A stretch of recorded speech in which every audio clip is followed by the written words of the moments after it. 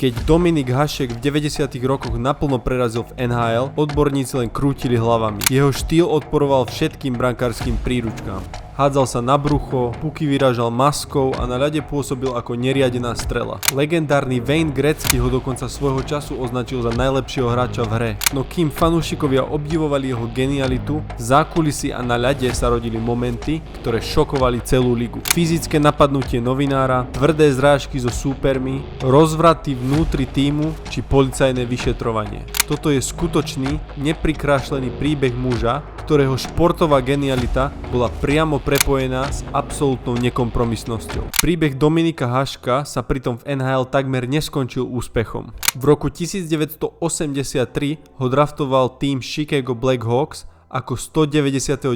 v poradí. Keď o 7 rokov neskôr legálne odišiel do zámoria, v Chicagu narazil. Vtedajšia jednotka Blackhawks Ed Belfour mal stabilný a moderný štýl, zatiaľ čo Hašek na ľade pôsobil chaoticky. Trénerom brankárov bol vtedy legendárny Vladislav Tretiak, no klub v Hašeka neveril. Chicago sa napokon rozhodlo staviť na Belfoura a Jimmyho Waita a Haška v roku 1992 vymenili do týmu Buffalo Sabres za iného brankára a voľbu v drafte. Bol to jeden z najhorších tradeov v histórii NHL. Až v Buffale totiž Hašek stretol vizionárskeho trénera brankárov Mitcha Korna.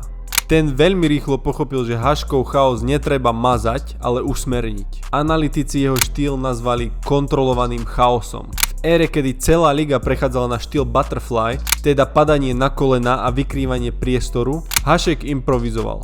Často vedome púšťal hokejku z ruky, pretože si spočítal, že bez nej sa rýchlejšie dokáže presúvať po ľade lapačkou. Práve takto, bez hokejky a ležiac na bruchu, lapačkou naslepo odpálil puk z bránkovej čiary v legendárnom zápase playoff proti New Jersey Devils. Bolo to v roku 1994 a Buffalo napokon vyhralo zápas po štvornásobnom predĺžení. Súperi ho nevedeli prečítať, pretože Hašek nečakal na strelu v postoji. Namiesto toho aktívne likvidoval uhly celým telom, vrátane hlavy, ktorou vedome vyrážal puky.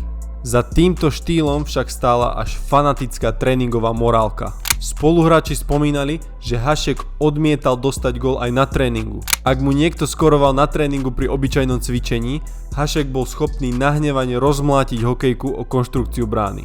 S narastajúcou slávou a úspechmi rastlo aj sebavedomie a vplyv Dominika Haška v organizácii Buffalo. V roku 1997 hrali Sabres v prvom kole play-off proti týmu Ottavy. Hašek v druhom zápase série utrpel zranenie kolena a striedal. Miestny rešpektovaný novinár Jim Kelly z denníka Buffalo News vtedy napísal článok, v ktorom spochybnil vážnosť Haškovho zranenia a otvorene naznačil, že brankár simuluje kvôli osobným nezhodám s hlavným trénerom Tedom Nolanom. O 3 dni neskôr, po 5. zápase série, stretol vytočený Hašek novinára Kellyho na chodbe štadióna. Hašek totálne stratil kontrolu. Na Kellyho verbálne zaútočil, surovo ho strčil do hrude, až novinár takmer spadol a ďalej pokračoval v agresívnom útoku. Incident musela ukončiť až privolaná ochranka a spoluhráči. Reakcia NHL bola nekompromisná. Hoci Hašek patril k najväčším hviezdam ligy, dostal zákaz štartu na 3 zápasy v prebiehajúcom play-off a vtedajší rekordný finančný trest. Pokutu $10,000. Tlak verejnosti bol obrovský a neskôr sa Hašek musel verejne ospravedlniť na tlačovej konferencii. Zákulisný boj s trénerom Tedom Nolanom však týmto neskončil. Hašek dal vedeniu Buffalo jasne najavo, že pod týmto trénerom už hrať nechce.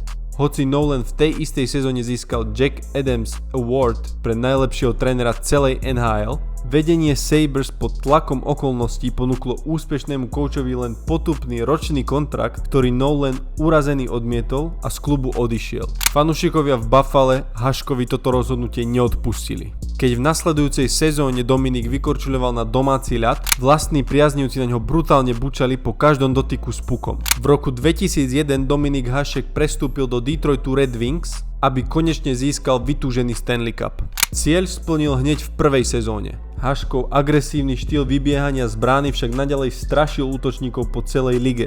Vedel vycítiť moment prekvapenia a pre puk si chodil neuveriteľne ďaleko. Najznámejší moment, ktorý rezonoval najmä na Slovensku, sa odohral v decembri v roku 2007. Detroit hral zápas základnej časti proti týmu Minnesota Wild, v ktorej drese v tom čase žiaril rozbehnutý Marian Gáborík. Slovenský krídelník dostal prihrávku do breaku a rútil sa sám na bránu. Hašek však nečakal na bránkovej čiare. Vybehol hlboko medzi kruhy, hokejovým sklzom po ľade sa hodil Gáboríkovi pod nohy a slovenský útočník po tvrdom strete urobil vo vzduchu hrozivo vyzerajúce salto a dopadol na chrbát. Rozhodcovia Haškovi okamžite udelili trest na 2 minúty za podrazenie. Hašek však po zápase pre médiá spokojom vyhlásil, že išiel primárne po puku a nemal v úmysle hráča zraniť. Gáborík našťastie vyviazol z incidentu bez zranenia, no tento zákrok dodnes patrí medzi najbizarnejšie a najznámejšie momenty moderných dejín NHL. Ak si však myslíte, že Dominik Hašek strácal kontrolu len pri vypätých zápasoch v NHL, mýlite sa.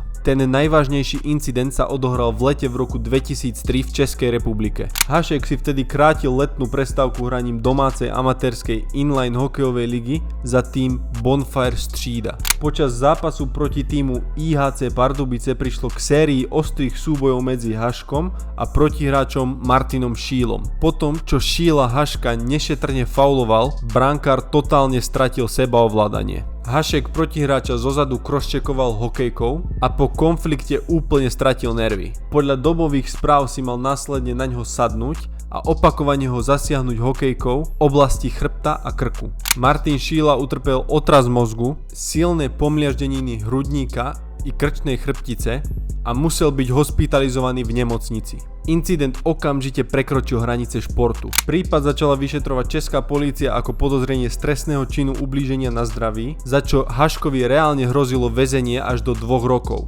Právna bitka trvala mesiace. Okresný prokurátor nakoniec trestné stíhanie zastavil s odôvodnením, že hoci išlo o konanie ďaleko za hranicou športu, nedosiahlo úroveň trestného činu. Prípad bol postúpený na mestský úrad v Pardubiciach ako priestupok. Hašek následne dostal pokutu vo výške 3000 korún. Šilovi sa údajne neskôr finančne revanšoval v rámci mimosúdneho vyrovnania. Dominik Hašek bol nesmierne komplikovaná osobnosť. Na jednej strane stal muž s extrémnym egom a výbušnou povahou, ktorý na ľade aj mimo neho občas drsne prekročil hranice fair play. Na druhej strane to bol však ten istý muž, ktorého fanatická disciplína, nezlomná vôľa a unikátny štýl priniesli Česku historické olympijské zlato v Nagáne a Detroitu 2 Stanley Cupy. Hašek nikdy nebol dokonalým športovým vzorom, ale bol hokejovým úkazom, ktorý sa pravdepodobne už nikdy nezopakuje. Bol to skrátka dominátor. Geniálny blázon, ktorý navždy zmenil hokejovú históriu. Ako vnímate osobnosť Dominika Haška vy? Prevažuje u vás obdiv k jeho neuveriteľným športovým úspechom alebo kritika jeho kontroverzných skratov?